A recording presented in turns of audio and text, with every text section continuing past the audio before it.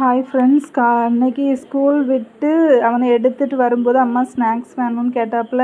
சரி, இப்போ ஒரு பேக்கரியில் நிறுத்தியிருந்தேன். அப்போ இந்த பிங்கோ வேணும்னு சொல்லிட்டு கேட்டேன்.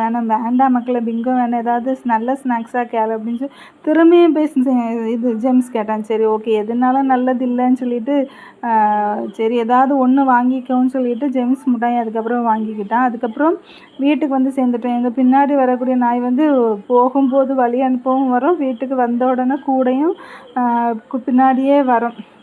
எப்போண்டா வருவாங்கன்னு காத்துட்டு தான் இருக்கும் போல இருக்குது. அதுக்கப்புறம் வீட்டுக்கு வந்த உடனே ட்ரெஸ்ஸை கூட சேஞ்ச் பண்ணல. ஏன்னா சேஞ்ச் பண்ணால் படுக்க தான் மனசு வரும். அதனால வீடையும் தூத்துட்டு பிள்ளைக்கு வந்து ஏற்கனவே நேற்று சாட்டர்டே சண்டே 2 நாளும் போட்ட ட்ரெஸ் வந்து அப்படியே துவைக்காமையே வச்சுட்டேன். சரி, அப்போ அந்த எல்லா ட்ரெஸ்ஸையும் வந்து காலையிலேயே வாஷிங் மிஷினில் போட்டுட்டு போயிட்டேன். ஆனால் என்ன பண்ணேன்னா நேரம் இல்லாமல் சீக்கிரம் போகணும்னு சொல்லிக்கிட்டு காய போடாமல் போயிட்டேன். சரி, அதனால வந்த உடனே எல்லா ட்ரெஸ்ஸையும் எடுத்து காய போடலாம்னு சொல்லிட்டு எடுத்து காய போட்டுட்டு இருக்கேன்.